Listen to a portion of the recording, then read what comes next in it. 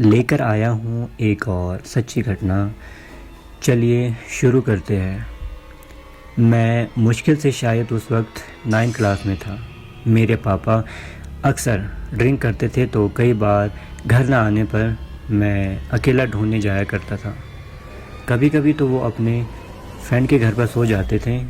ढूंढने पर भी रास्ते में नहीं मिलते थे, क्योंकि तब फ़ोन बहुत कम लोगों के पास होता था।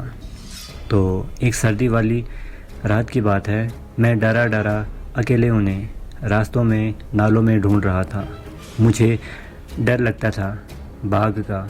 वो अक्सर कुत्तों के शिकार के लिए कहीं भी मिल सकता था। कई बार तो बीच गांव में लोगों के घरों में भी आ जाता था। रात के 11:30 बजे चारों तरफ सन्नाटा ही सन्नाटा।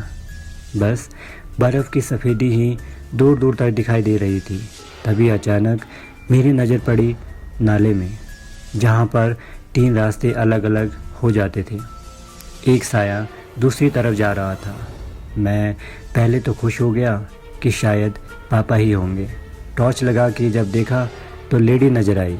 मुझे फिर भी डर नहीं लगा, लेकिन मुझे तभी मम्मी की बातें याद आई। रात को 9 बजे के बाद कोई लेडी दिखे तो पैर ज़रूर देखना। बिना देरी किए पैरों पर रोशनी डाली तो भाई साहब मेरी जो फटी।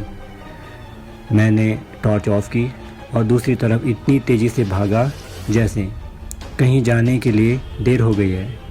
अच्छी बात मेरे लिए यह थी कि उसने मुझे नहीं देखा था। लाइफ में पहली बार चुड़ैल देखी तो यकीन हुआ कि प्रेत आत्माएं होती है। बाद में पता चला कि उस चुड़ैल की कहानी कुछ इस तरह थी।